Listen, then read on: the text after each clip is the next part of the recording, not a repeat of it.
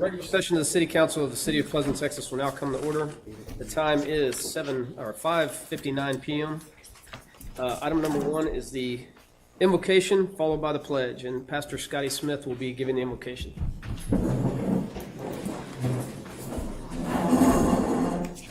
Hello, citizens, City Council. Again, it's always a pleasure to be able to come and pray before y'all. And I just know that the prayer just isn't during this time. That man, our hearts go out for you. And again, the echoes of Mr. Pearson earlier. Thank you. Just thinking about it as coming over tonight and how much time and dedication you put in. Probably you don't even get to eat lunch or dinner. People are coming up and talking to you, and it just seems like the family has to sacrifice. And man, thanks on the behalf of your families. Thanks on behalf of the citizens for all that you do. We appreciate it, and just know that we're praying for you. And to the citizen workers, our civilians that work for the city, thanks for all that you do, especially during our times of emergency and flooding, and it's a thankless job, and we're just so grateful as citizens for what you do. Let me pray for y'all. Father, we just come before you tonight, and Father, we come as a community. We come as a city of Pleasanton before you, and Father, we know that you hold us accountable for our deeds and our actions and the things that we do as a community. And Father, I just pray that you would give our leaders that we've elected, give them wisdom. Father, give them discernment. Father, I just pray that we as citizens are the kind of people that give them hope, but Father, make them proud to be a part of this organization and to do what they do. Father, help us not to be a burden to them, but Father, help us to be an asset. And Father, just I pray for their families, Lord, that you would bless them beyond anything that we can imagine, Father, and give them times of rest when they need it the most. And Father, we pray that you provide them with everything that they need. And Father, as they continue to sacrifice and work and do the things that you've called them to do. And again, Father, help us to work together as a community. Father, I pray that you would bless us with unity. Father, help us to know when we should let things lie, and help us to know when we need to pick up and fight for something that makes a difference in the lives of people that can't fight for themselves. Father, and I just pray again that you'd bless us with great unity. Father, also lift up the family members.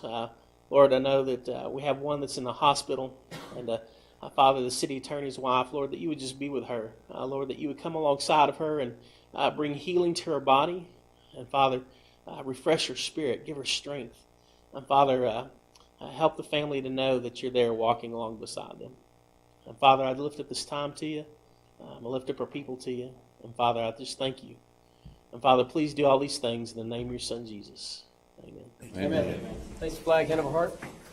Pledge allegiance to the flag of the United States of America and to the republic for which it stands, one nation, under God, indivisible, with liberty and justice for all. Please be seated. Thank you, Pastor Smith. We appreciate you coming and doing that. Item number 3 is the roll call. Ms. Pacifica. Here. Mr. Sines. Here. Mr. Best. Here. Mr. Floyd. Here. Mr. Wood. Here. Mr. Hall. Here. All members are present. Item number 4 is a public hearing on the proposed amendment for the Texas Municipal Retirement System 20-year retirement plan at any age.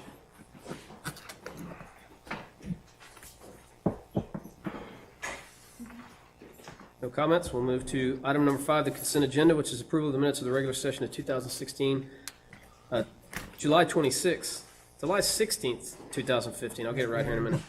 Mr. Flores. I move that we approve the consent agenda minutes of the regular session of July the 16th, 2015. Second. It's been moved and seconded to approve the consent agenda, approval of the minutes of the regular session of July 16th, 2015. Any discussion?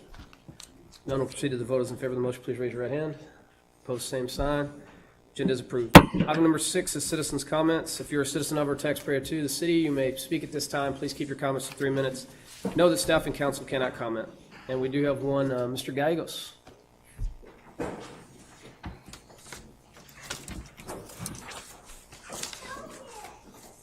Good evening, Mayor and Council. It's good to Evening. see y'all. Evening. You all look good. It's kind of different being on this side of the podium, but I'm here.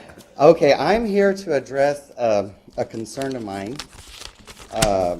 Back in June or July the 6th, I was issued a warning for having brush or a little pile of dead grass so high by the curve. So on July the 6th of 15 at 11:35. The warning was placed in my mailbox, or on the mailbox, about a violation of the code ordinance 1373. The note says, location brush out by curb site, 1306 Live Oak Street, that's where I reside. Improper disposal of trash. Brush will not be picked up until August the 17th, 2015. Other, citation will be issued. Action required in 24 hours to remove. The same day, my neighbor cut his tree down, and his limbs and his stumps and everything is still stacked up 2 houses down, and it's still there. The west side of town, they're trimming a lot of oak trees right now and tree limbs, and they've had all of that stuff out by the street for over a month. And I think they're scheduled to be picked up in maybe the first part of September. So my point is, and I did contact Mr. Flores, I took care of my problem within a couple of hours. I did not place that grass there myself, and it was there on the property, and it was removed in a couple of hours. But my point is that the code enforcer is trying to do his job. There's no way that one person, one code enforcer, can do everything that he needs to do to be fair about enforcing the ordinances. So my question is that how is it determined when a person has a small pile of grass, when you're given 24 hours, or you will be cited with a citation, but yet I could trim a whole oak tree and leave it in front of the yard and it's still there and has remained for months. So I would hate to believe that this, he's singling out anyone. I'm not saying that, but I think there needs to be a better way of enforcing this fairly through the whole city. I didn't realize how bad our streets look, our properties. The city is not keeping the right-of-ways mowed anywhere in town. You can't even see the curves because of the sand and grass and the debris that's on all the curves, at least on 1st Street, 2nd Street, 97, 281 South. It looks bad. Our downtown, a little weed killer could make a big difference. And I'm just saying that if the city's enforcing these ordinances that need to be enforced, they need to set the example and start cleaning up and doing a better job. Mayor, let me know when my 3 minutes are up. Or do I have a minute? Been up. Okay. Another point is, I really believe that Jesse, But go ahead and continue. Flores, the code enforcer, is trying to do his job. And since it's budget time, I would highly recommend or suggest that y'all consider getting him an assistant or two to help him out, because there is no way that one person can enforce the ordinances, the 100 of violations that I see every day in this city. So I'm just saying that I think that if they're going to be serious about these ordinances and these warnings and citations, that he needs some help and to do this fairly. So I thought that a 24-hour for removal before a citation was just, kind of really kind of rough when people have had their stuff out for a month and possibly 2 months before they get picked up. So I'd appreciate y'all's consideration. Mr. Flores did return my call after 2 days, and I think, I called him to tell him that the situation had been cleared and the grass had been removed from there, but I got my feathers a little ruffled. Thank you, Mayor. Thank you. Any other comments? All right, we'll move on to item number 7, which is the Atascosa County Appraisal District Report by Mr. Pippin.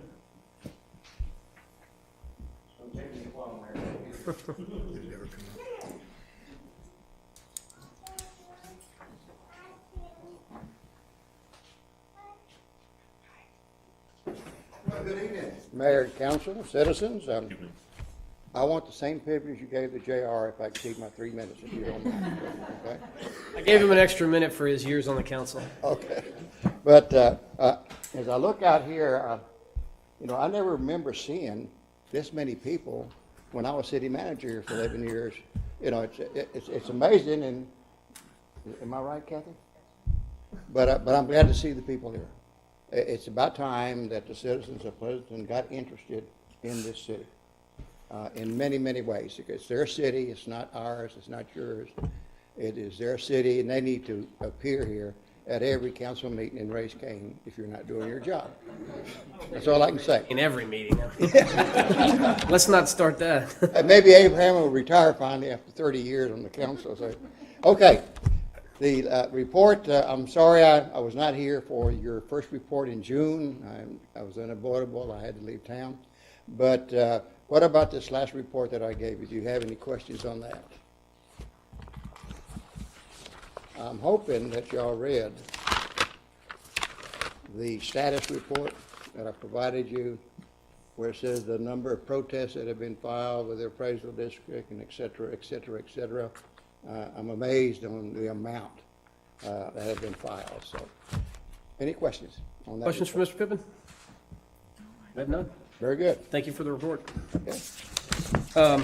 But you stay there. Don't walk all the way back to your seat. I'm not going to relinquish the stand now.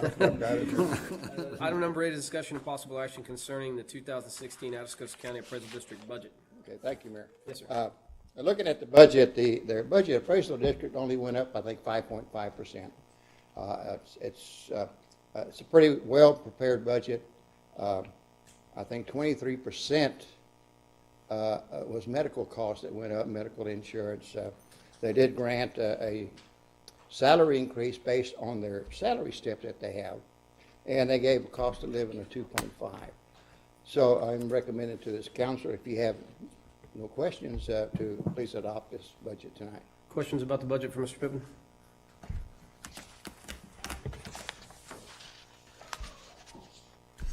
If not, it is an action item. Mr. Mayor, Mr. Best? I move to approve the 2016 Atascosa County Appraisal District budget.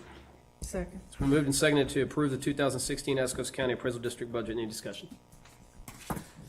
None will proceed to the vote. As in favor of the motion, please raise your right hand. Opposed, same sign. Motion carries. Item number 9, discussion of possible action in relation to the proposed resolution amending the Board of Directors Policy and Procedures Manual to clarify that the Chief Appraiser is authorized to negotiate and settle litigation involving the Atascosa County Appraisal District. Again, Mr. Pippin. Okay. Now, this item, I'm extremely concerned, Mayor, about granting the full authority to the chief appraisal to settle lawsuits. There's no guidance at all. There's no resolution adopted by the board giving her guidance what should be done. She's a chief appraiser. She's got to appraise all the property. She has a tremendous responsibility. But my biggest concern is the taxpayers of this county. When based on the past year, I think they had a tremendous amount of refunds because of settlements of lawsuits that has really affected a lot of the taxing districts. And so right now, I think as your representative, you should have the right to hear if we're being sued, and how much is going to come out of an unbudgeted item, because I'm sure Bruce has no way of anticipating how to budget for refunds and attorney fees on lawsuits based on the appraisal district. But I just think that every taxing body in this district should be able to vote and discuss with us what should be happening with these lawsuits. It's your recommendation not to approve? Not to approve, yes, sir. Council, any questions?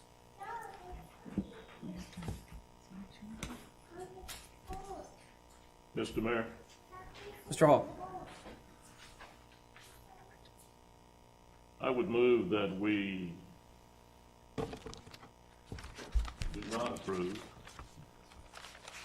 the proposed resolution amending the Board of Directors Policy and Procedure Manual to clarify that the Chief Appraiser is authorized to negotiate and settle litigation involving the Atascosa County Appraisal District. Second. It's been moved and seconded not to approve the proposed resolution amending the Board of Directors Pay and Procedures Manual to clarify the Chief Appraiser is authorized to negotiate and settle litigation between the Atascosa County Appraisal District. Any discussion? If none will proceed to the vote. As in favor of the motion, please raise your right hand. Opposed, same sign. Second. Motion carries. I got Mr. Best on the second. Okay. Well, thank you. Thank you, Mr. Mayor. Mayor Count, I'm still having a lot of fun being your board director there. We I haven't been appreciate shot yet, your time. but I'm having a lot of fun, and see you in September. Thank You still have 2 minutes, Mr. Pippin. I do. give these poor citizens a break, and I don't have to listen to me. All right. They listened to me for 11 years, they don't need to listen to me anymore, so.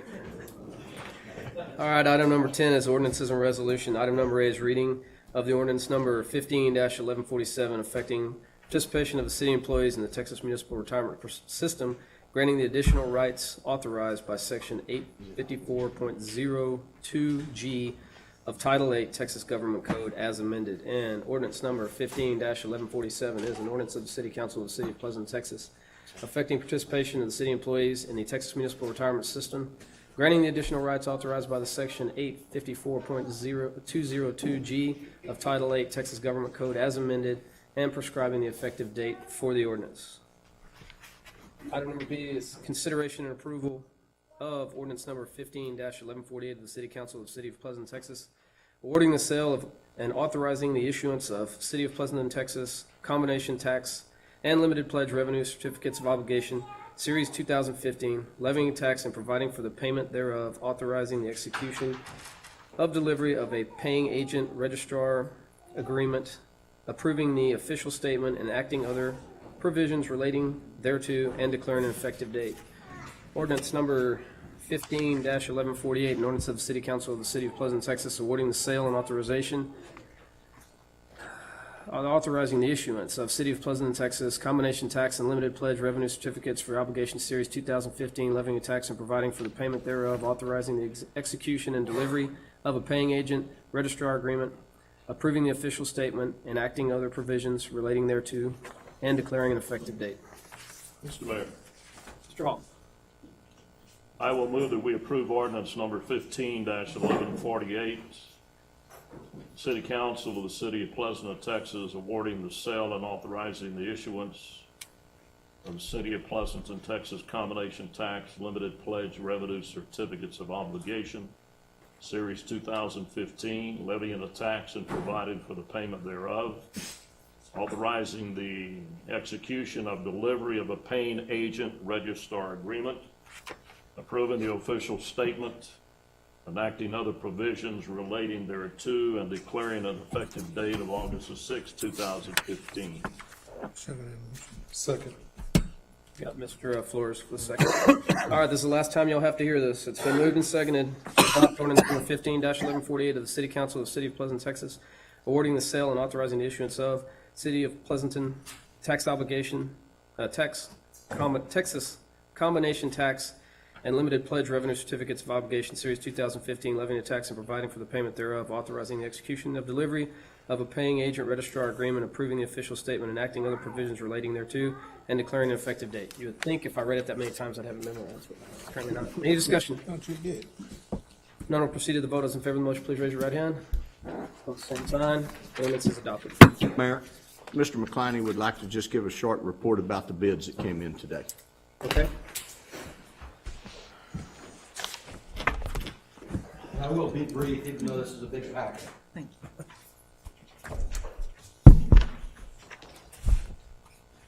Thank you. We started this process, as you know, back in June 2004, June 4th, 2015, to issue this $4 million worth of COs. The first step, once you all authorized the notice of intention, was to go out and get a bond rating.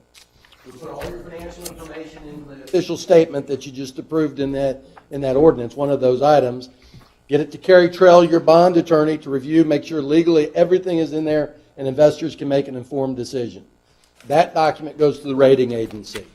I'm happy to report that your bond rating, the top part, and I won't go into it except that you still retain the second highest rating available. You're a AA. Third highest. There's AAA, AA plus, AA, AA minus, A plus, and so on down the rail. Last year was when we got upgraded to the AA. We need to stay here. This is where we want to be. It lowers your borrowing costs. Anytime you can keep your AA rating going forward, your borrowing costs will be lower. It's less risky to the investors. At your leisure, I would read this. You can see the strengths that they're pointing out. Standard & Poor's is independent, has nothing to do with us. This service is used by the bond purchasers who, when you see the bids, you'll see that we're getting bids throughout the country, and they rely on this because they don't know if they're bidding from Indianapolis where Pleasanton is.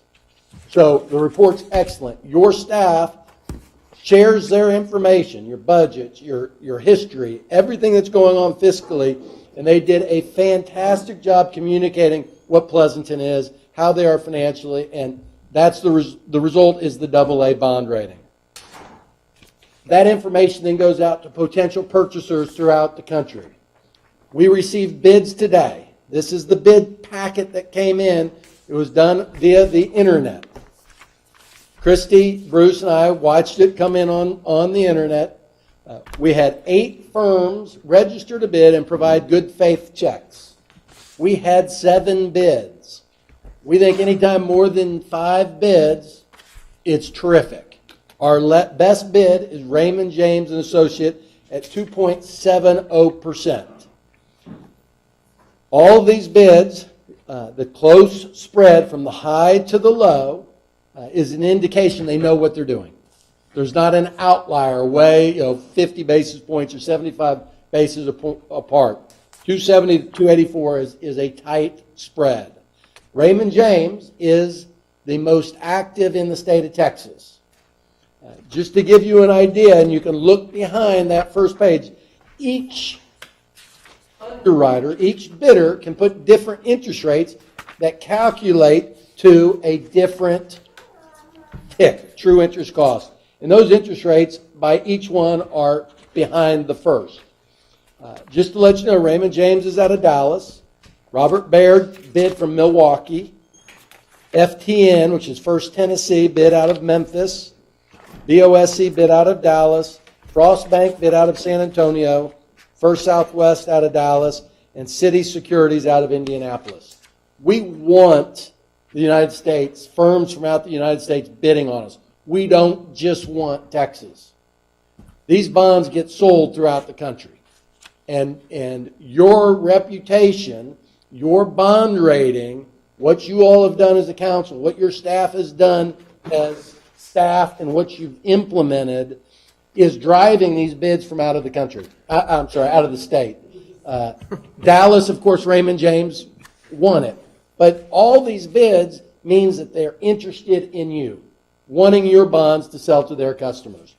So the low bid was Raymond James, and that's who we're going to authorize the bonds to. The last is the actual, how this fits in with your existing debt. This is the same page we used on June 4th, except we have the final results. You'll see that the par amount was $3,870,000. We're putting $4 million into your construction fund. So we borrow, and what's counted is the $4 million that goes to your construction fund. The purchasers paid a premium such that we borrow less money.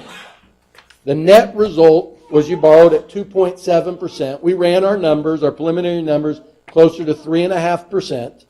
I thought it was interesting. Bruce asked, as soon as those bids came in, what did we get last year? And we were at 3% last year. We're actually lower interest rates today, and the Federal Reserve's on the verge of starting to raise interest rates. Again, a testament to what you have done financially, getting information out to prospective purchasers. You'll see the existing debt service, the new debt service for the COs, giving you a total debt service. And you'll see one little line item on the far right, transfer from INS reserves. You have approved a tax rate to bring in $1,286,000. We're going to be $19,000 short, which is okay, because when we looked at this in June, we were going to transfer $69,000 over. You have fund balance set aside solely for debt service that we're going to use so we can keep your tax rate, total tax rate, where it was. The numbers that calculate are behind, and it's your debt service schedule, shows all the expenses, shows all the interest rates, and it shows how we generated a premium so that we borrowed less money but put in $4 million into your construction account. It's a lot of information in a short time. I know you have a long agenda. I'm happy to go into more detail, but the two things I would end on: great bond rating, great exposure throughout the country. What you all are doing as council, what your staff is doing, is resonating with bond purchasers throughout the country. We're really growing up as a city, and these bids coming from throughout the country are really an indication of that. Any questions, I'm happy to address. Questions? Thank you. Thank you. I have two documents that I need 4 signatures. Okay. And the rest, Carrie Trell has got a bunch that she'll have to sign probably today or tomorrow. Right there. Yeah, well, that's Carrie's prize, really. I hope all that gets in the It's kind of newspaper. nice if he told them no, they need to go to Melinda's office. They didn't hear me, did they? She didn't even look at I don't think so. Yes. Yeah, He let him know. the mayor's already been told soon. He's gonna be escorted back to the notary's office with the city secretary and you and everything be signed, notarized and sealed by Thank you. the city secretary if you. Thanks for the presentation. Tomorrow? Okay, okay, okay. All right, item number 11 is police chief's special recognition. Chief, Yeah. Oh, he's here. you can go behind us. You don't have to walk all the way around. We skip a plate. Andres, do you have this? Okay. I'm just gonna put this back in.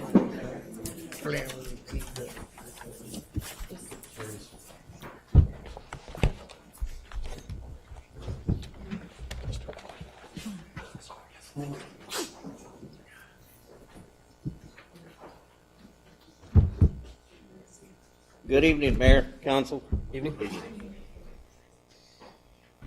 Shortly after being appointed your chief of police, I was asked by several uniformed officers if we could explore the option of adopting a new shoulder patch for our uniforms. Our original patch featured a likeness of the Ben Parker statue that's in front of City Hall. The statue on the patch was surrounded by cactus. As the years went by, the image became distorted as it was reproduced over and over every time we ordered new patches. The image pretty much had changed, and it wasn't the original likeness anymore. It really looked like a cowboy in a diaper towards the end of it. And I constantly heard that over and over. Can we change our patch? Can we change our patch? It no longer looked like a cowboy, and the cactus did not look like cactus anymore. One day over dinner, I mentioned to my son-in-law and my daughter that we were considering a new patch, and my grandbaby was there too, the little chatterbox that was sitting right here. I mentioned to them that we were thinking of designing a new patch.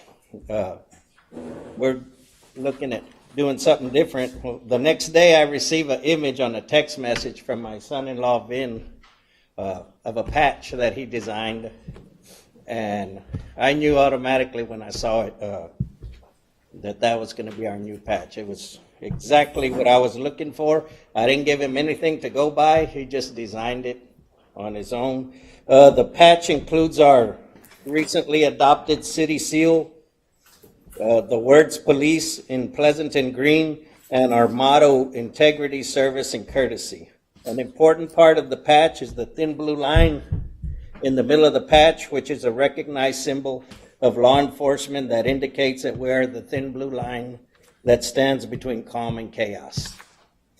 The minute I showed it to our patrol officers, I said, we're just thinking about it. We don't know if we're going to adopt it yet. They said, well, can you send it to my phone just so I can see it? It spread like wildfire, and it was on everybody's cell phone after that. The Pleasanton Police Department would like to extend our gratitude and recognize Vince Carrasco for donating his time and using his hard-earned skills to design the new Pleasanton Police Department patch. This was at no cost to anyone. He did it out of the kindness of his heart. I'll have you know, I never did offer to pay him or ask him how much we owed him.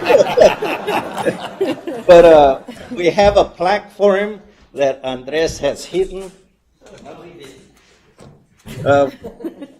Mayor and Council, we'd like to present this plaque of appreciation tonight to Vince Carrasco in appreciation in designing our new patch, the Pleasanton Police Department 2015.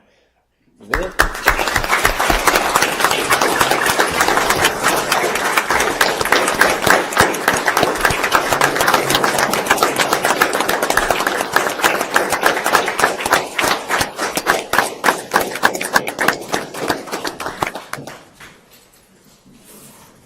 Wait, before you sit down, can we see it? Sure. Very nice. Police Very career nice. also? What's that? Police also? Career? Yeah, all right. Very nice. I'm hoping I don't get an invoice. But again, Mayor, Council, we appreciate it very much. Thank you. And I know this isn't on the agenda, but my daughter Jessica took her respiratory therapist test today, and she passed with 110.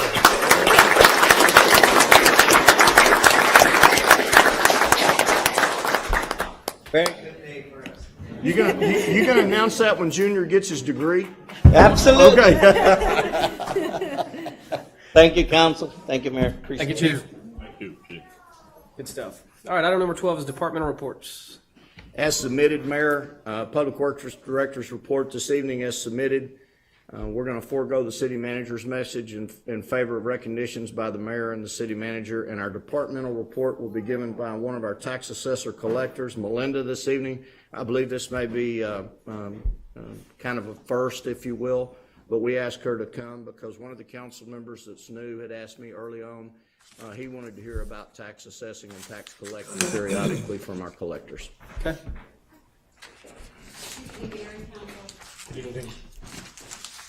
I would like to report on the performance of the tax office as of July 31st. Based on the collection data from the True Automation tax system, we are at 96.28% of the 2014 adjusted levy, which will need to be further reduced by $48,037.78 to account for the 321 discounts offered to the property owners during the months of October through December. This means property owners that pay before January 1st will get a discount. In terms of revenue collected, we are at a total base tax collection of $2,446,666.86, which will be broken out between $1,221,959.71 for the general fund and $1,224,707.15 for the interest and sinking tax fund. 2013 and prior base tax collection rate as of July 31st is at 20% of the total uncollected levy of $347,071.03. Overall, this totals to $70,278.69 in base tax, with $35,953.21 for the general fund and $34,325.48 for the interest and sinking fund. A history of the tax collection rates for the last 5 years is included in your records, in which I would like to point out that there is an increase of 1.29%. This increase is due to the combined efforts of our delinquent tax attorneys, the city's code compliance staff, and tax office staff. At this time, we have a total of 4,710 property tax accounts delinquent from tax years 1939 to 2014. Out of the 4,710 property tax accounts, we have 1,111 individual property owners who account for these delinquent taxes. The lowest amount of taxes due with penalty, interest, and attorney fees is 1 cent, and the highest is $41,458.02. The total estimated amount of delinquent taxes owed on the tax roll today is $785,130.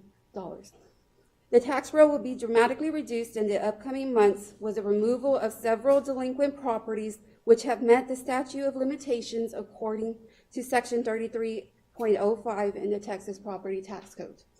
I can assure you, Mayor and Council, that we will abide by the laws and regulations of the Texas Property Tax Code and the Ethics Code to the full extent to collect the taxes due to the city of Pleasanton. Thank you again for your continued support. Thank you. Thank you.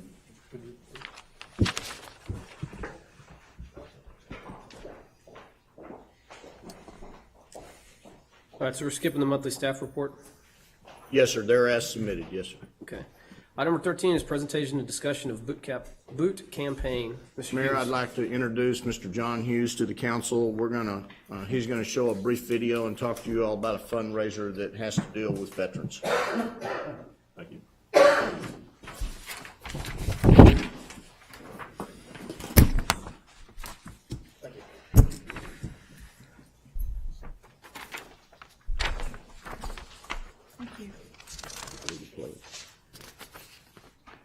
Thank you, Mayor. Thank you, Council. Thank all of y'all for being here. Also, I'd like to thank any of the veterans in the room. If you're a veteran, please raise your hand.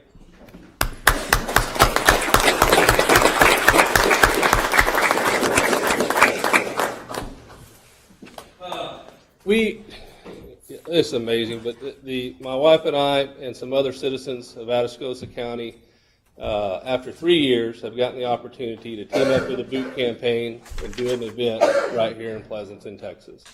And we're super excited about it, and for a whole lot of reasons. But one of the reasons, when you're giving money to a charity or you're seeking a charity to be involved with, you want to know where your dollar's going. And I've been involved with other national charities and was very disappointed to find out my dollars, about 15 cents of them, were going to the charity. And so we chose the boot campaign because a minimum of 82 cents goes to the people in need, which is a huge amount. If I could run my business at an 18% expense, well, I wouldn't be here right now.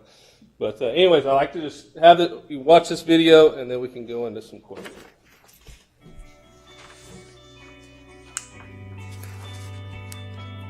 I think we've always kind of had that fire and that passion for the boot campaign and giving back. The boots represent a new act of patriotism. Just like flying a flag, now you can put on a pair of boots every single day and take them with you. American boots have a long and storied legacy in this country. Anywhere those boots tread, freedom and liberty follow. You see a normal businessman or businesswoman dressed up, walking around with a pair of combat boots on, people are going to ask questions, and then that's how it sparks. A pair of boots sticks out like a sore thumb in the Jacksonville Jaguars uniform or in Dolly Parton's big flowery dress. It's important that we say thank you. And the way we say thank you, the way we do that is so simple. For people who are shy and can't go up and say thank someone for their service, just put your boots on. Yeah, I think most people, when they donate to a charity, you want to know where your money's going towards. Well, not only do you know that these are going to great charities, but then you get something in return for it that you can actually inspire others to do the same. The boot campaign's mission is so important because it gives civilians a very tangible way to show that they support America's warrior class. When I see people wearing combat boots that aren't wearing a uniform, then I know they're supporting this cause. To watch people put boots on just like they would fly a flag at home has been overwhelming. I think that the potential of this thing is limitless. What we do is we really try and get the awareness out there, and we're trying to raise the money for charities that are set up sort of to achieve the goals that we embody. We look at what is relevant and what is needed, and we find the charities that are doing the best work out there. These boots help to provide an injured soldier and his family a new mortgage-free home. These boots help provide post-traumatic stress disorder counseling services to someone in need. These boots send a widow to a surviving spouse conference. These boots provide a wellness retreat to help married couples and individuals who just need some time away. You know, we've been so fortunate in the reactions we've gotten from all the veterans. It's really been all positive. We get messages all the time of how they're seeing people, normal civilians, wear the boots and how much it impacts their morale, just their everyday life. We need to bridge the gap between American society and the warriors that protect her. The boot campaign gives Americans an amazing way to do that by getting their boots on and showing their support. Join the movement. America, Get your boots on. Bootcampaign.com.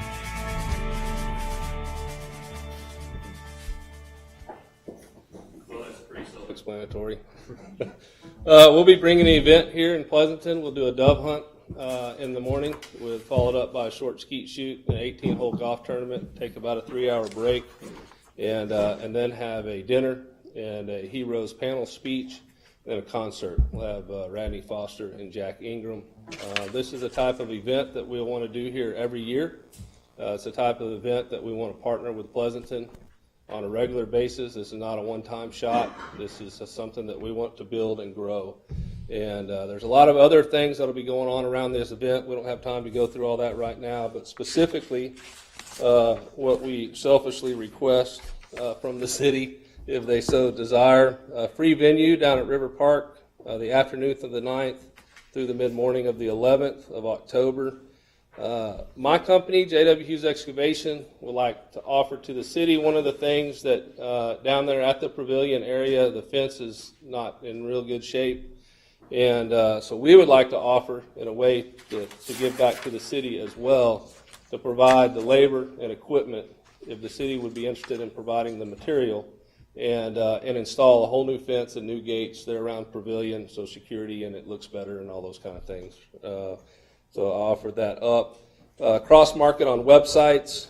We'd like to ask if we could tap into the hotel restaurant tax, or however that works within this city, and the city be a cash sponsor of $5,000 or whatever y'all think. I got to ask for something, so I just picked that number. Buy boots and do a boot shoot with the city. I know with our company, we bought boots for the employees, stuck them all around a D8, and took a picture, and you send that to the boot campaign, and they dress it all up and make it cool and pretty, and you look like you're with a bunch of other celebrities and stuff, and they put it on their website. And it's just a way for the city of Pleasanton, whether it's with the police department or the municipality workers themselves, to just show their support and create awareness that, hey, Pleasanton supports the boot campaign, we support our veterans. And of course, I can organize all that boot shoot for y'all if y'all so choose to do that. Allow signage in the city, and then help us with the setup and the cleanup, labor to help, set up the trash cans and just simple things, trash cans, trash bags, and the cleanup after the event. I used to be in the event business for 16 years, and I found that when the venue owner is involved in the cleanup, things go much smoother. And so, that's why that's there. And then if you would be helpful enough to provide security through the police department during the event and during setup. Any questions? How do you buy the boots? Yeah, you buy the boots. How do you buy the boots? Bootcampaign.com. Okay. Bootcampaign.com. Now, as a city and the police department, I'll hook you up. In fact, I've already hooked Bruce up with Cole, and he takes care of mass purchases. As an individual, you can call Cole too, but this is bootcampaign.com, bootcampaign.org. I think Scotty's got his boots on. And let's see him, Scotty. These are what the Marines wear. So you can order, there's 15 or 20 different boots that you can look at and order. And then they've got seals on the toes. So they're really comfortable. I was really surprised how lightweight they are. I wear a size 14. And so I usually wear Red Wing steel toes. And but these things are cutters compared to those. So, excellent. Thank you. At size 14s, we did have to go through Cole. Mayor, I'll just add that John and I met about a week and a half ago. We're going to try to find excess funds in the budget based on the price he brings us for the materials of the fence. We think this would be a great effort on both the city and J.W. Hughes' part, and we thank John for that. He did not have to offer that. He offered it. We didn't ask. There are some discussion action items after this presentation to address the participation with the cleanup, the participation of city employees in the boot campaign, but I can't think, and the staff can't think of anything more time-honored than recognizing veterans, especially those who have given some and given all, for us to be able to gather here in this society tonight. So Thank you, John. Yeah, well said. One last thing, just everybody wants to know where the money goes, right? Everybody, where does the money go? Chief of Police Retirement Fund. Yeah. That'd be a secret bottom line item.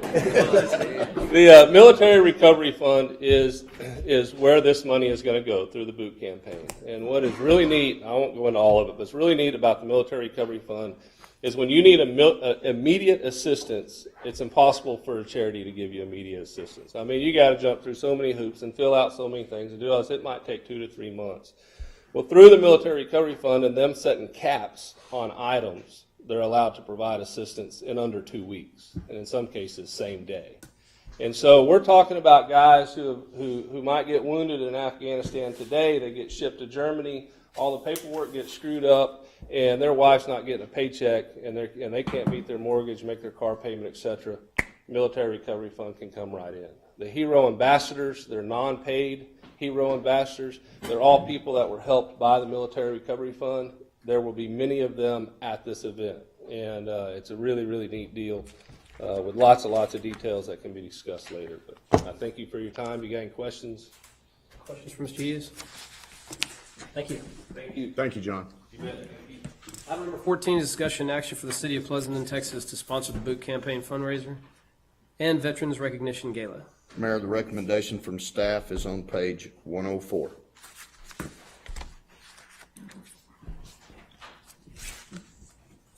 Mr. Mayor, Mr. Best. I move to direct city staff to waive the fees for the use of the River Park facilities for the Boot Campaign fundraiser on October 9th and 10th, 2015. Second. It's been moved and seconded to direct city staff. What do you have? Okay, to direct city staff to waive the fees for the use of the River Park facilities for the Boot Campaign fundraiser on October 9th and 10th, 2015. Any discussion? Could you amend for half a day on the 11th? Yeah, I would like to amend for half day on Who do you have for the second? Me. Maintain your second. Okay, any discussion? I would like to, Mr. Mayor, I'd like to hear the motion again, please. It's direct the city staff to waive the fees for the use of the River Park facilities for the Boot Campaign fundraiser on October 9th and 10th, 2015, or half a day on the 11th, 2015. Thank you. Any discussion? None will proceed to the vote. Those in favor of the motion, please raise your right hand. Opposed, same sign. Motion carries. Item number 15 is discussion action to direct the city staff to grant a variance to ordinance number 14-1117, setting garbage rates for the purpose of Allied Waste providing services for Boot Campaign event on October 9th, 10th, and 11th, 2015. Mayor, as you all may recall, the new garbage contract with Allied Waste and Republic Services, and I might add that Terry and Terry is here this evening, along with Tom, allows for the sponsorship at no cost by Republic Services for 2 community events per year, as approved by the council. You all have already approved the 2 community events in the form of Turn and Burn and Cowboy Homecoming. We're merely asking for a grant, the council grant a variance to the ordinance because Republic says they want to provide services for this event. All right, because of the way you have it in the packet, which page of the packet is it on? Which page is it on? It's not in there. That's this one here. It would be on page, let's see. That one. Page 104? 105? Yeah, you've got it a little bit confusing. It's a little bit confusing in the packet. It's combined on page 100.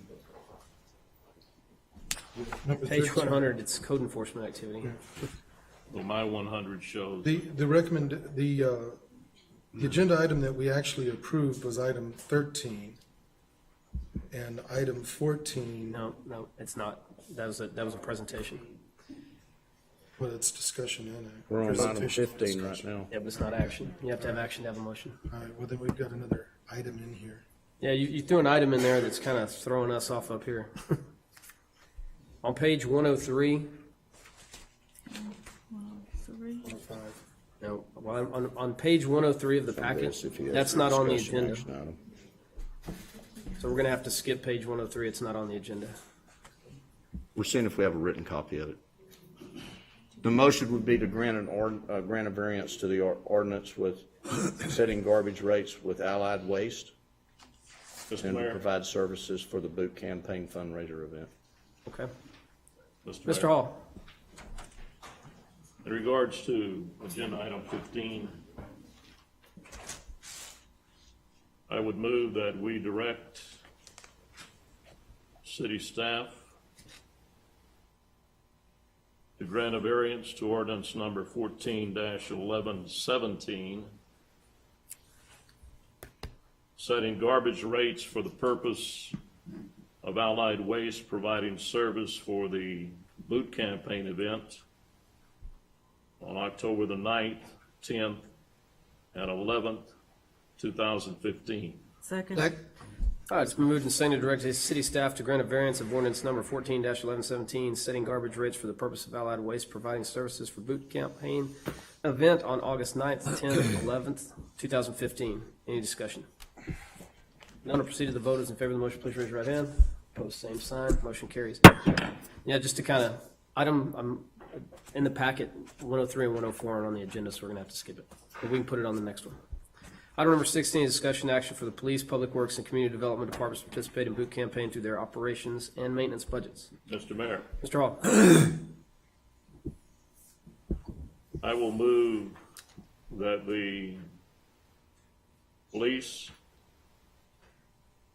public works, community development departments for the city of Pleasanton, Texas, to participate in the boot campaign through their operation and maintenance budgets. Second. Been approved. The police, public works, and community development departments of the city of Pleasanton participate in the boot campaign through their operations and maintenance budgets. Any discussion? None will proceed to the vote. Those in favor of the motion, please raise your right hand. Opposed, same sign. Motion carries. Item number 17 is the mayor's message. The only announcement I have is 3 of our new council members, Mr. Hall, Mr. Wood, and Mr. Flores, have passed their Texas Open Meetings Act, so they're legal now. Thank you all for getting that done. Yay.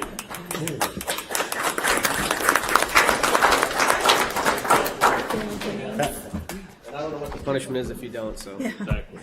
Item number 18 is recognition of participants in the CASA project. You want the whole council down?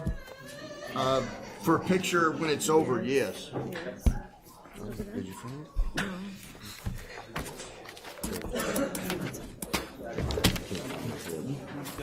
We do? I guess I'm gonna call you down. Oh, okay.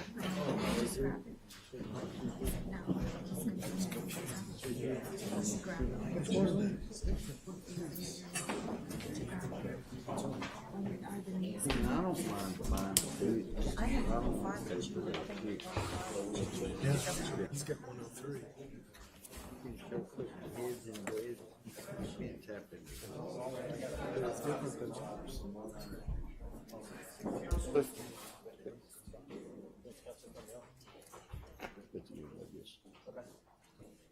About 2 years ago, Ms. Garcia from CASA asked me if we could try to find some extra space for them. They wanted to hire another person on staff. Several months later, we went over and toured what's affectionately known as the White House, the house behind the old library. She thought it would be a perfect place for them, but it needed work. We ensued on an endeavor. After asking council for direction, we ensued on the endeavor to get the house in habitable condition. That included new water lines, new sewer lines. One of the toilets and the sinks were removed out of the bathroom. There was no heating and air conditioning in the building. The kitchen was pretty rough. There was an old fireplace that took up a lot of unneeded space. So after Mr. Weezar finished with Public Works and the new water and sewer line, then Mr. Rainey, Mr. Haley, and Mr. Flores began to work on the other divisions of the house. The project quickly grew into much more than just getting it ready, and it really began with discussing heating and air conditioning through window units. We're here tonight for the council to hand out plaques of appreciation for those developers, companies, individuals who provided unlimited support do not have window units. We have a central air and air conditioning unit and heating unit. The whole house has been rewired. We have a new bathroom with toilet and sink and fixtures. The old fireplace has been removed. The kitchen has been redone into an adequate lounge. And I saw Joni yesterday, and it just kind of brought tears to my eyes to see this thing become much more than we originally envisioned. So I'm going to ask the mayor to call out those individuals, and we don't want to forget not only the private developers and contractors, but another governmental entity that produced a lot of help for this too.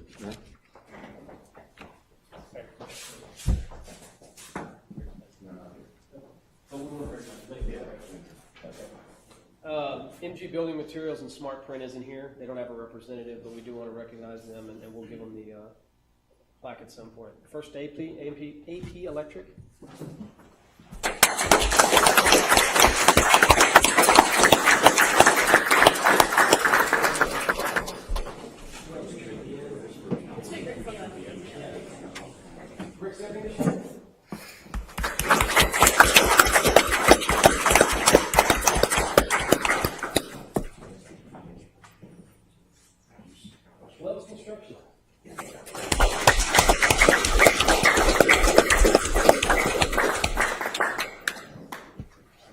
Atascosa Adult Probation.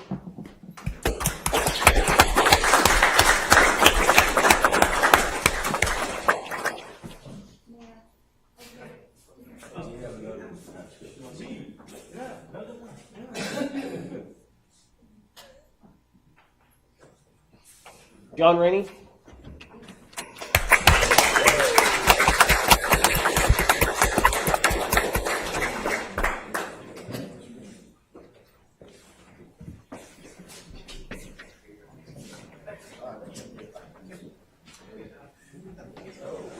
David Haley?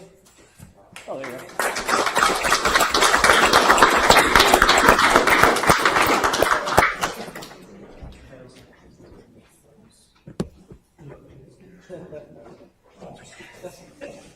Mr. Jesse Flores.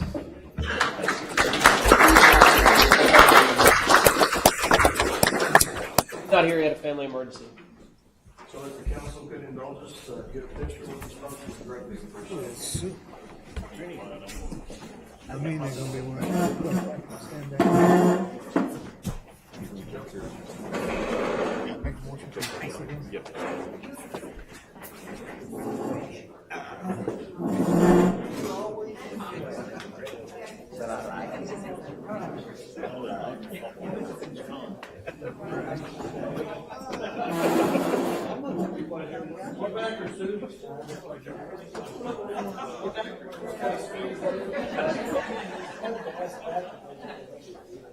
I gotta get a little friendly.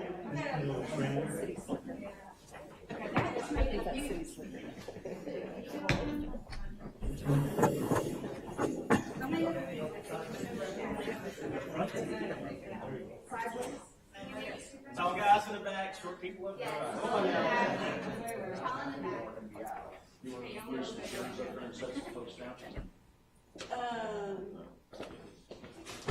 Let's see if we can get our recipients to sit down. How does that sound?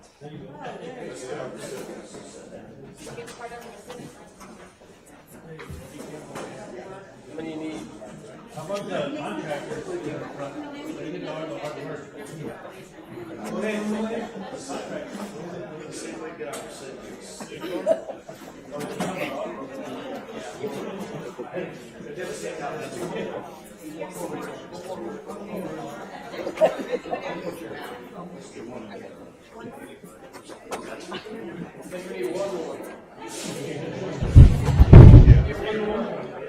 One more?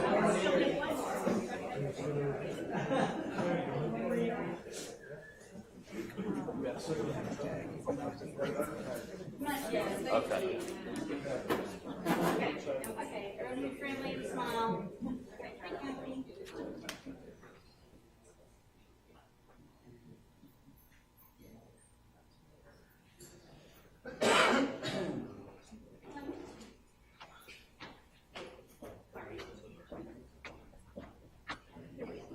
Thank you all.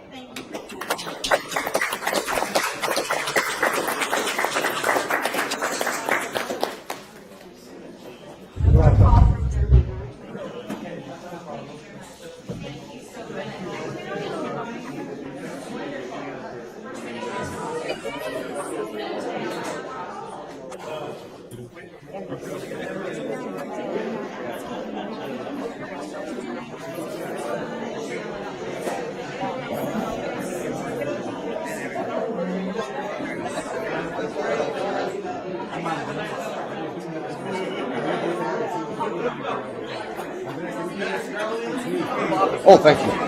Can I just say something to the contractor? Can I get 1 second to the contractor? Thanks.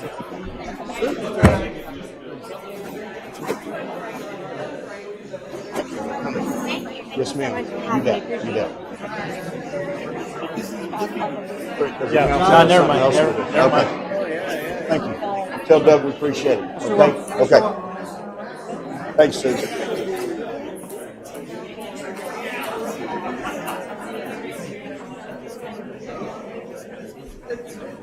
We're going to ask you to just stand there for one more minute.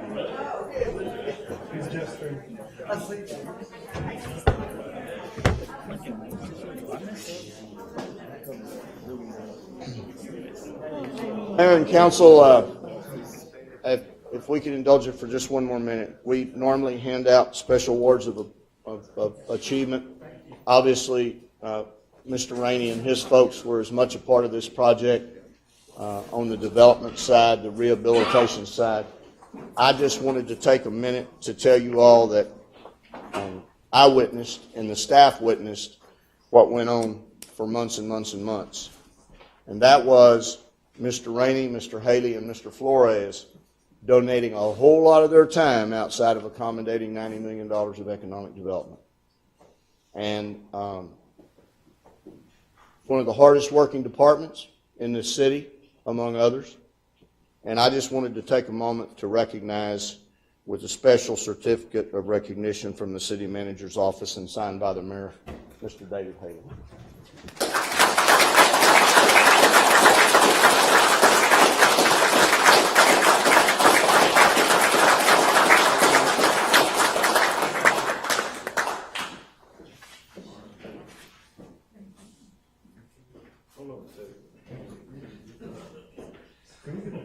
And that recognition would not go without recognizing Mr. John Rainey.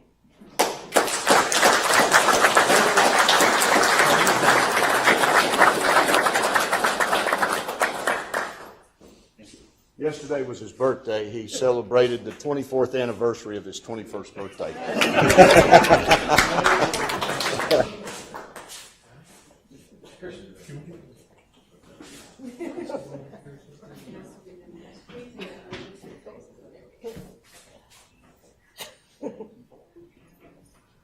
Can we get some CASA volunteers up here too? Sure. Come on up.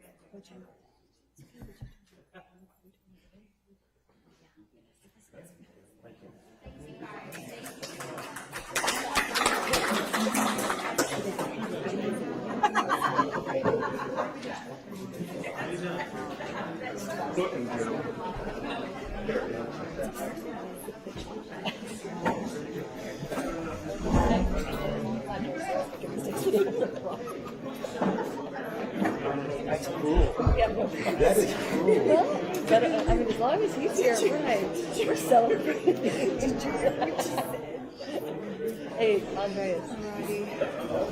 I'm getting nothing but problems. It's a spider. Right there. Yes. Right here, right under it. No, that's it. Okay. You told me to go ahead and. Got him. Spider, eh? Never seen something spider. Killed 2 scorpions. Oh, I thought you were going to tell me something. Bigger around my finger. Yeah, and I've got the one on my side. He's gonna declare. Your witness waits at 100. All right, item number 19 is discussion and action to renewal of cost of lease for the city-owned facilities. Mayor, Mr. Flores. I move that we make a motion that we renew the Cost of lease. Casa project lease here in the city of Pleasanton. We're doing a fine job. Second. Been moved and seconded to renew the cost of lease for the city-owned facilities. Any discussion? None will proceed to the vote. Those in favor of the motion, please raise your right hand.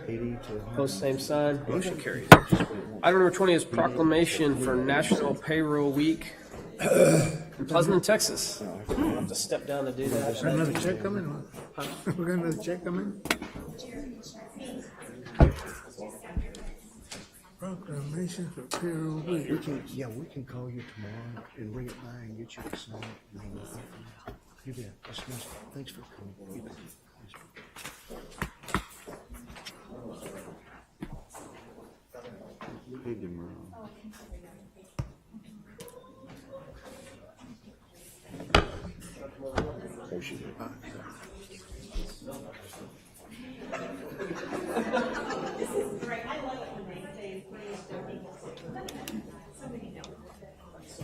Proclamation I'll read by the National Payroll Week proclamation. Whereas the American Payroll Association and its 23,000 members have launched a nationwide public awareness campaign that pays tribute to the more than 156 million people who work in the United States and the payroll professionals who support the American system by paying wages, reporting workers' earnings, and withholding federal employee taxes. And whereas payroll professionals in Pleasanton, Texas play a key role in maintaining the economic health of Pleasanton, carrying out such diverse tasks as paying into the unemployment insurance system, providing information for child support enforcement, and carrying out tax withholdings, reporting, and disposal. And whereas payroll departments collectively spend more than $15 billion annually, complying with the myriad of federal and state wage and tax laws. And whereas payroll professionals play an increasingly important role in ensuring the economic security of America's families by helping to identify non-custodial parents and making sure they comply with their child support mandates. And whereas payroll professionals have become increasingly proactive in educating the business community and the public at large about payroll tax withholding systems.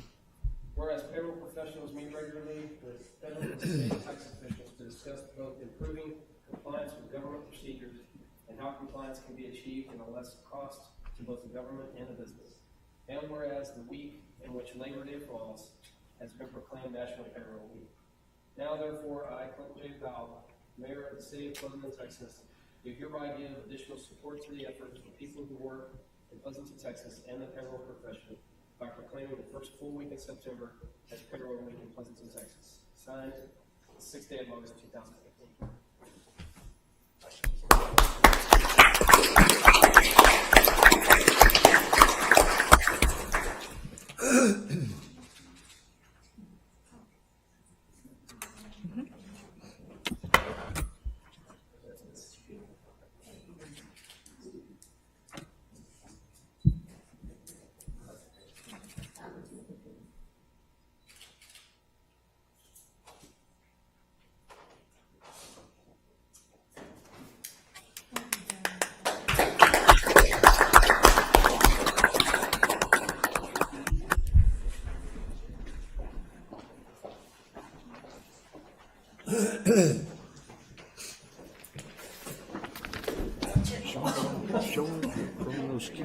Yeah, I'm fine.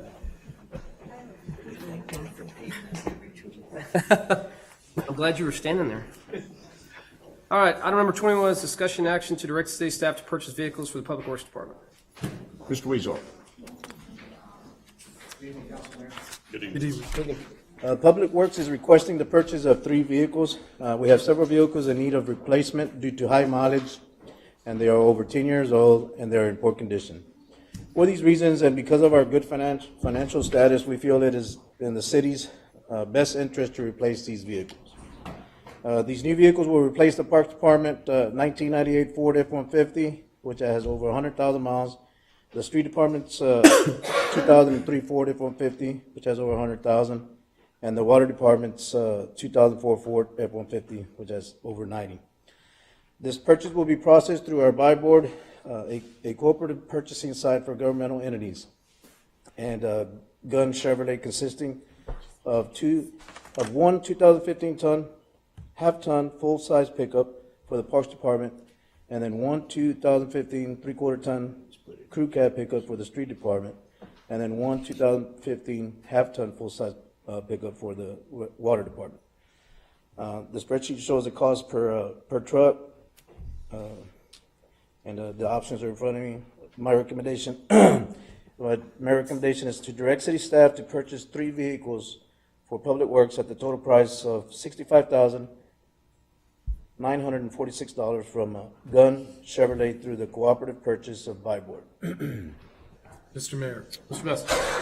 I move to direct city staff to purchase 3 vehicles for Public Works at the total purchase price of $65,946 from Gun Chevrolet through the cooperative purchase of the buy board. Second. It's been moved and seconded to direct city staff to purchase 3 vehicles for Public Works at the total price of $65,946 from Gun Chevrolet through the cooperative purchase of buy board. Any discussion? Mr. Wood. What is the cooperative purchase buy board? It is a governmental purchasing co-op where we don't have to go out and bid, and it protects our government from having to go out and bid. So it eliminates the bidding process. Through the bidding, sometimes we get better deals. Is there a discount because we buy through here also? We receive up to 35% discounts through buy board also. Okay. Yes, sir. Other questions? None will proceed to the vote. Those in favor of the motion, please raise your right hand. Opposed, same sign. Motion carries. Item number 22 is discussion and action direct city staff to purchase equipment for the mechanic shop and Public Works. Works is requesting to purchase 3 equipment items. The first item is needed in the mechanic shop. We are requesting the addition of a new 4-post electric hydraulic vehicle lift with the lifting capacity of 35,000 pounds. It is sorely needed for the maintenance and repairs of our larger and heavy vehicles, to include the dump trucks, fire trucks, and police SUVs.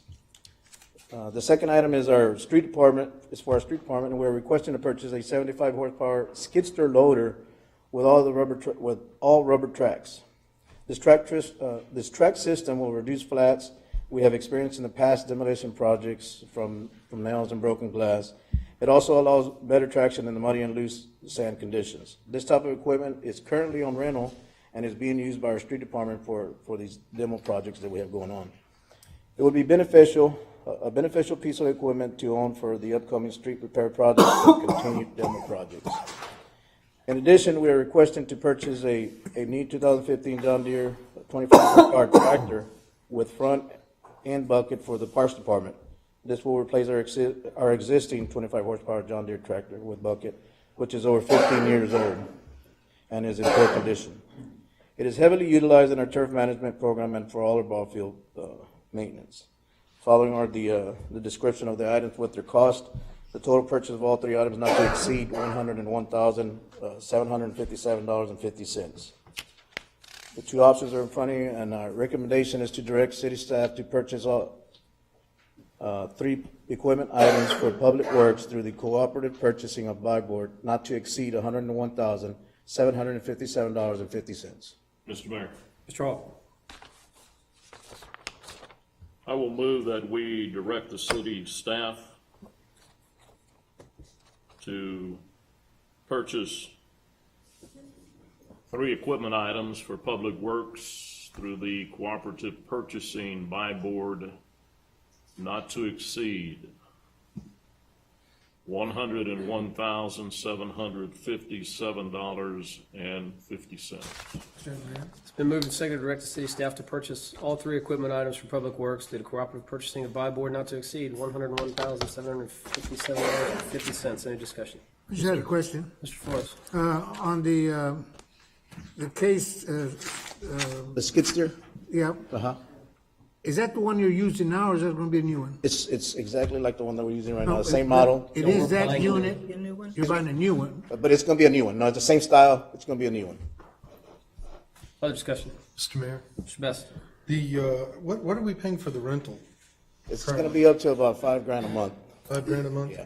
So we're paying $60,000 a year just off of rental. And it's gonna be a continuous use. Thank you. Mr. Mayor, Sure. one question. Warranty on these items. We can, I think it comes with a 3-year, I think, on that one. 3-year warranty on this one. That's the one that you're talking about, 5,000 rental, Yes. and it's a 3-year warranty. It comes with a standard 3-year warranty, part of the buy board deal.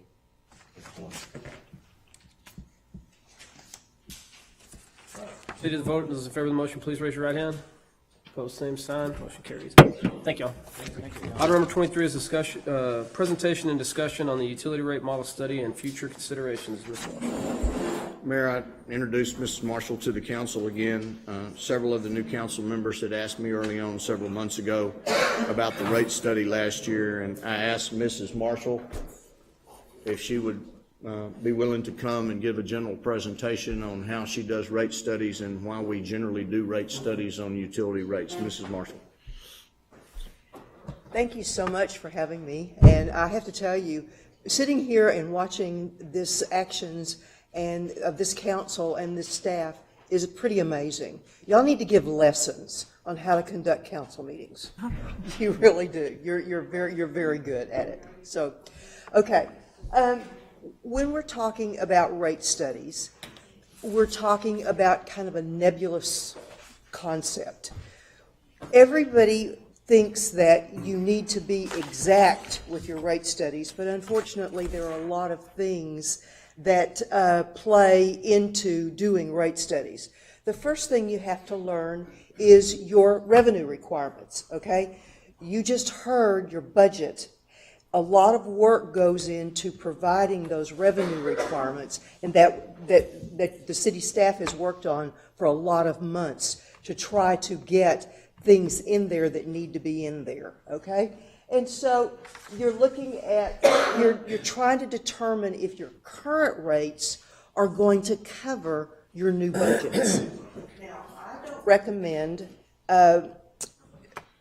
waiting years and years and years to do a rate study, because number one, so many things change quickly in a utility.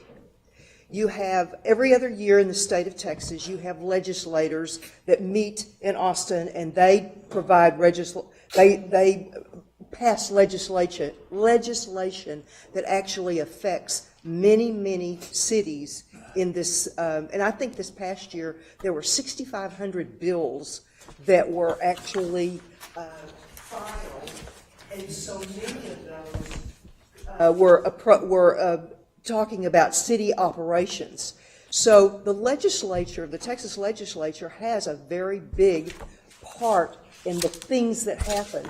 And over the last couple of years, conservation has been has been to the forefront. Number one, because we didn't have any water in the lakes anymore. And so everybody was concerned that we were using all the lake water and all the well water and eliminating a lot of our rivers and our water stock. Well, that kind of took care of itself over about a 6-week period early this spring. But it's going to happen again. We're actually having a lot of hot temperatures, and so that water is going to evaporate. And we're not going to be able to restore it unless we have 100-year rains again. And we hope we don't have those kinds of things because they present their own problems. But so when you're looking at your budget and you're wanting to do things in your utility, you need the money to cover those. But there are so many things that affect that money that you can get. For instance, any changes in the laws, and whether it be federal, state, or local, any kind of ordinance you pass as a city could affect what happens in your water department, okay? There's also changes in city philosophies that can affect it. you can pass ordinances that reflect your philosophies as to how you want this city to operate that can affect the revenues of your water department. Any changes in your customer base. You have growth. You have people that leave the city. You have businesses that come in. You have businesses that leave. Any of those things can affect the amount of revenues that you get as a city for your water department. And then the biggie there, of course, is the significant changes in weather from year to year. That's one of the big things that you have absolutely no control over. Other things that happen, you have semi-control over. But for the most part, weather, you can't control that at all. One year you'll have a very wet year. The next year you'll have a very dry year. That's going to affect the usage in your area, and that's going to affect how you have how you bring in your revenues on a monthly basis. So when you have all these things added together, any and all of these things could happen in a one-year period, or some of these things could even happen in a month. So it's always good to look at your revenues or look at your study over the course of a year and do it. I like to provide my clients with the rate model. They can do what-if scenarios in that rate model that says, if we buy this piece of equipment, how much is it going to cost us in rates?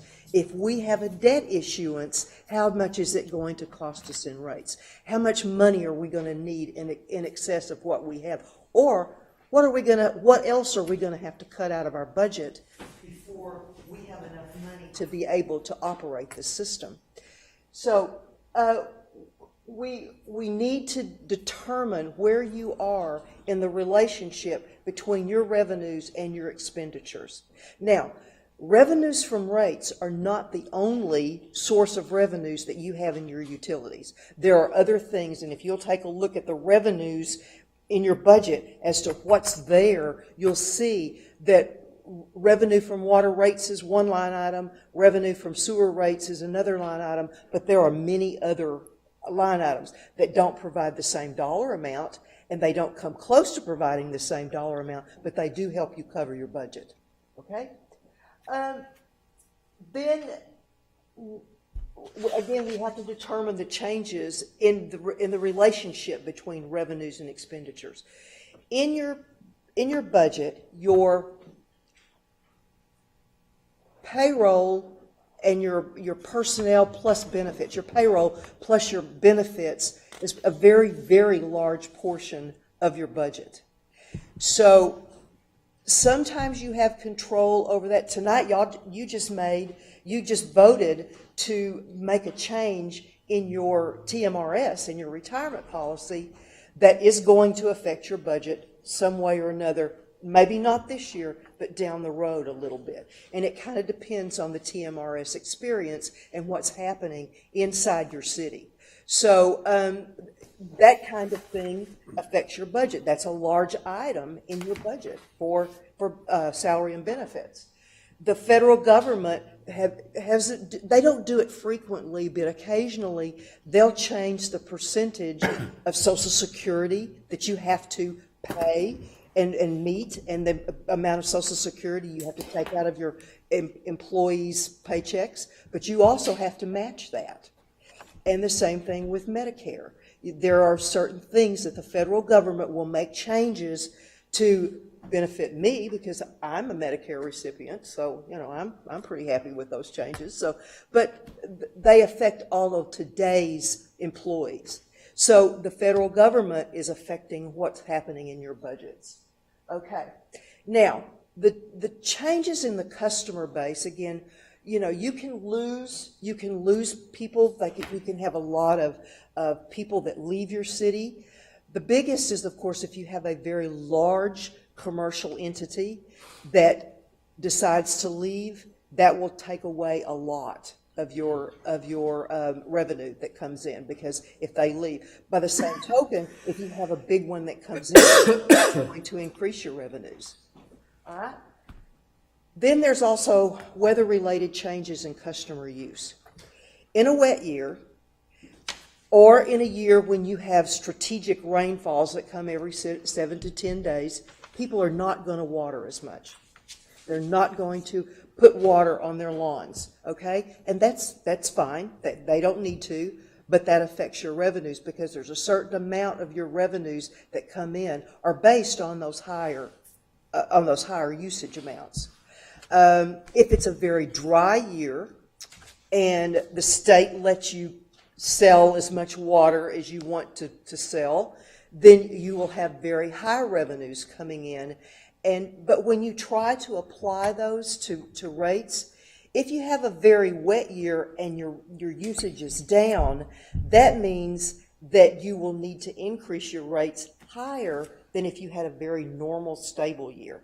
Okay? If you have a very high usage year, that means you could cut rates if you wanted to, except there's a problem with that because the very next year could be a wet year and you're not going to bring enough revenue in to cover your budget. So those are kind of things that we look at on an annual basis to determine if what the water that you're selling is bringing in the revenue that you need for your budget. Now, to be fair to your staff, they're walking a fine line too, because I have a client right now that has let maintenance and repairs go for such a long time that now they're being required by the Water Development Board, TCEQ, to make changes in their system to the tune of about $2 million. Now, these are basic maintenance things. They're not new things that you would normally issue debt for. These need to be cash funded. Well, if you add $2 million to a $4 million utility budget, think about what that's going to do to rates. That will just take it over the top. And I would not want to stand up in front of a council or in front of a staff and say, I'm sorry, you need a 50% rate increase because you haven't done enough over the years to be able to take care of your system. That's a very tough sell, and that's a very hard thing for me to do because I have sat over in that area for many years before I ever became a consultant to do rates. I was a finance director in a city, and I sat over there and I had to listen to somebody tell me that my rates weren't high enough, and I was just, I didn't know where we were going to, get this money from all of our citizens. But your staff has to spend a lot of effort, and you heard tonight a lot of the effort that is being put into your system, well, not only just in your utility system, but in your public works and in your police, to make it so that they don't have to struggle with inferior infrastructure, and they don't have to struggle to make things work when they don't need to. So your staff and you as a council are recognizing that you need to keep up. So one of the things that I do is I look at, okay, how quickly are you using your assets? That needs to be built into any rates that are established, because your assets are what drives your system. And if you don't have the good equipment and you don't have good infrastructure, then you're going to start getting a lot of calls and a lot of complaints from customers because their water tastes bad, the water stinks, they have sewer backups, and so you're going to have something in place to be able to address those things. And when the emergencies become the norm, then that's when you run into a lot of problems. Okay? Here's how you determine what we'll go back. Okay.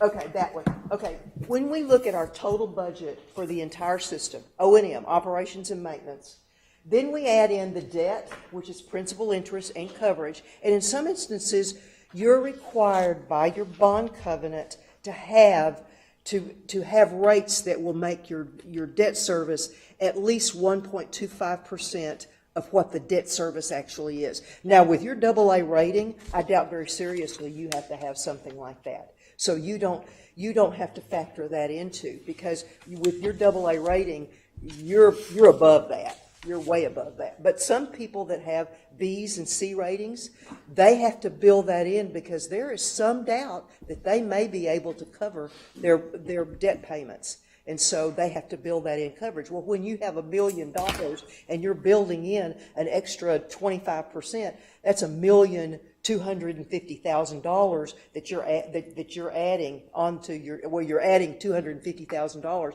onto your already $1 million debt. So that kind of gives you an idea as to what your AA rating is doing for you right now. Okay? Then we look at cash finance capital, okay? That's over and above your debt, but it's still capital costs that are not part of O&M. Well, that gives you the total revenue requirements that you need, and you have that in your budget right now. Right in front of you, you had that in your budget. Then we have to subtract out all your other revenues, which includes your permit fees, your interest, your tap fees. Now, interest is almost nothing anymore. When I was a finance director, we got a lot of money in interest earnings, but that didn't happen anymore. That's just kind of pennies on the dollar, if it's even pennies on the dollar. But then the bottom line is, what exactly do we need from rates? Okay? So not all of your costs are covered by rates, but the big majority of them will be. Okay? Let's see. All right. The next thing is to decide what kind of consumption numbers you're going to use. You know, I told you a little while ago, say if you picked out 2014, you were just going to use 1 year, 2014 was going to be your year, you could look at 2014 and say, okay, because that's actually the last year that you have full data on. You still don't have the data for 2015 yet, and quite honestly, you don't have the data. Well, you don't have the data for August and September, and those are two of your highest sales months in the whole scheme of things. Those are your two highest ones. So you don't have those yet, but you do have complete data for 2014. So if you base your rates on 1 year, 2014, and depending on what happened, again, if it was a wet year, your rates are going to need to increase, because your volumes were lower, and so you're applying low volumes to a revenue requirement. Now, if it was a dry year, you're going to have high volumes, and now you're applying high volumes to a revenue requirement, and that's going to make your rates go down. What I try to do is use a 3-year average. Now, in some instances, I have enough data that I can do a much longer period of time. But that could get a little dangerous too, because you have to understand that there's growth in a city, and there's changes in a city over a period of many years and you know yourself, this population has exploded over the last couple of years. And so what you had back in 2006 probably is not appropriate for 2015. Okay? And we look at we apply the current rates to anticipated water customer volumes, and then we compare the revenue from current rates to the revenue needed from the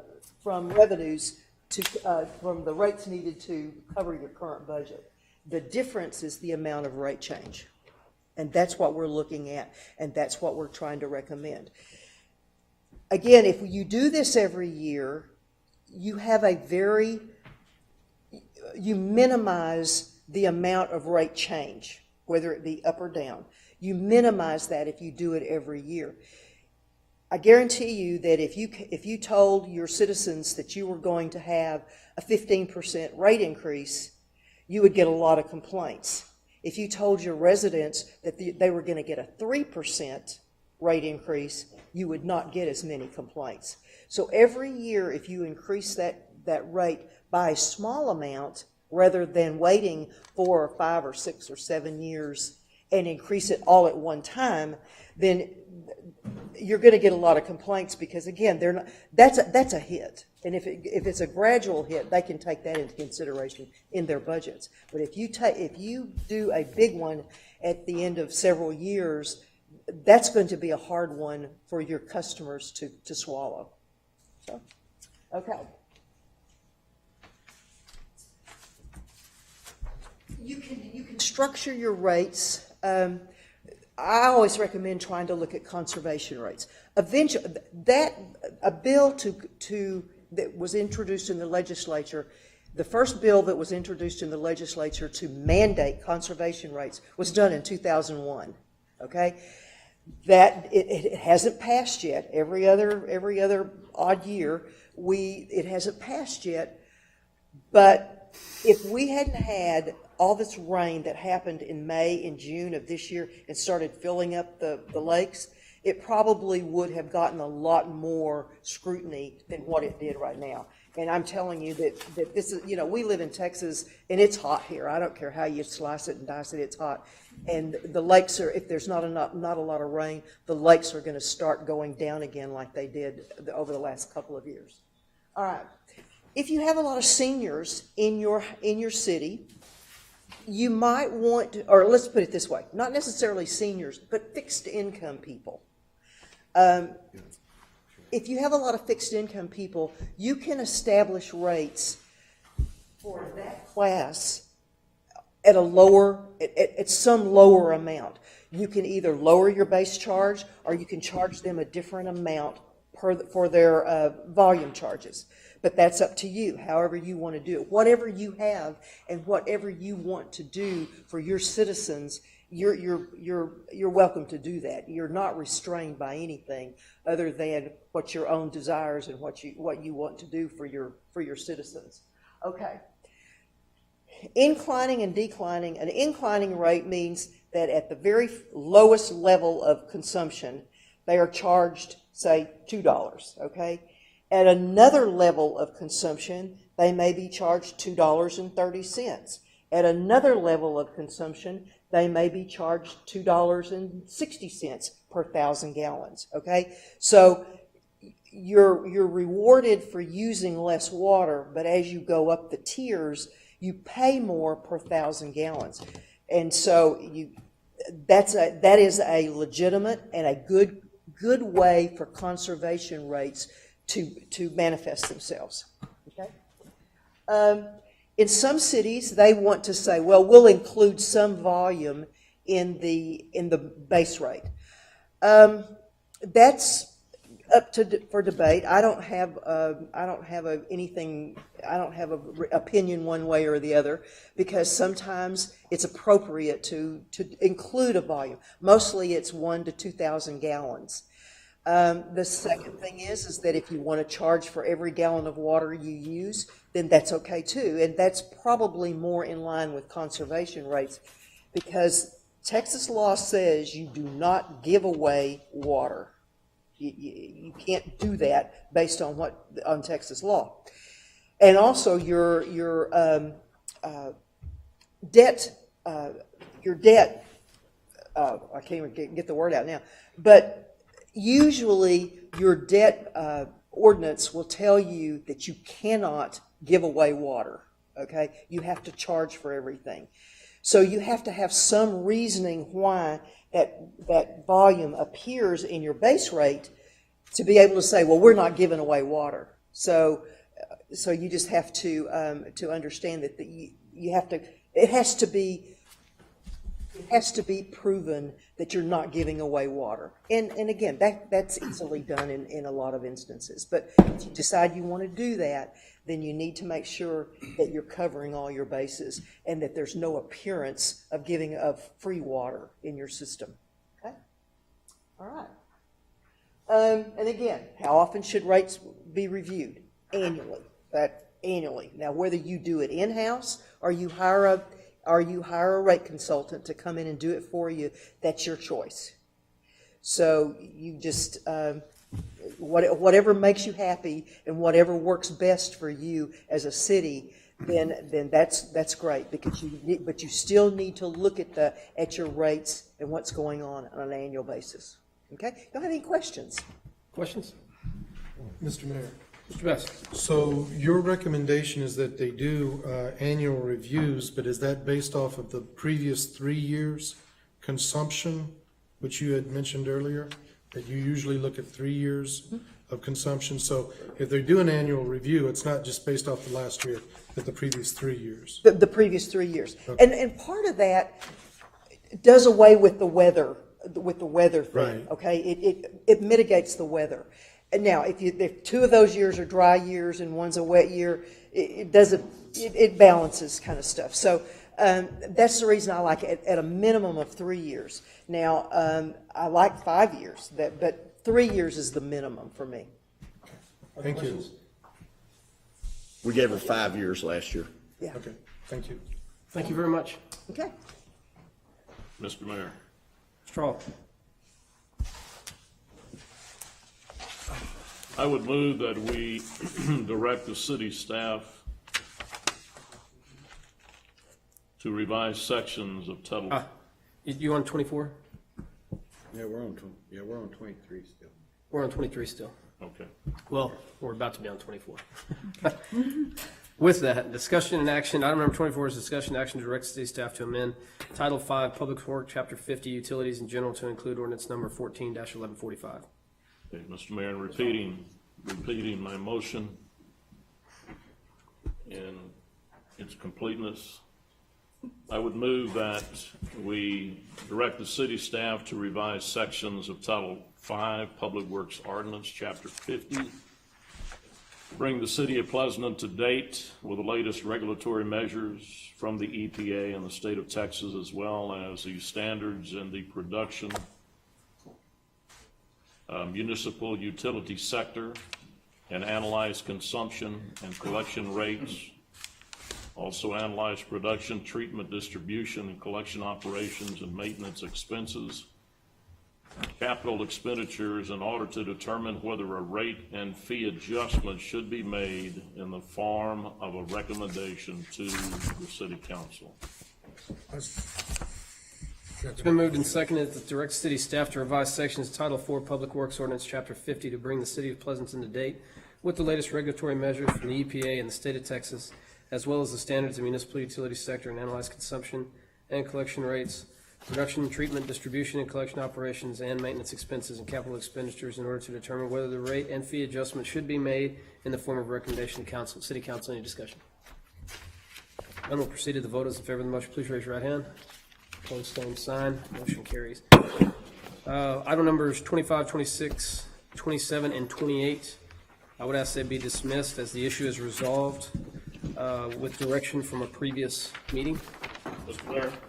Mr. Hall. I would move that we dismiss agenda items number 25, 26, 27, and 28.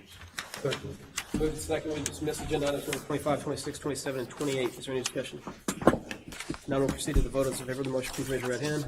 Opposed, same sign. Motion carries. Item number 29 is review of the bills. If you have a review of the bills, please speak at this time. If none, item number 30. Adjourn. Move second, we adjourn. All those in favor of the motion, please raise your right hand.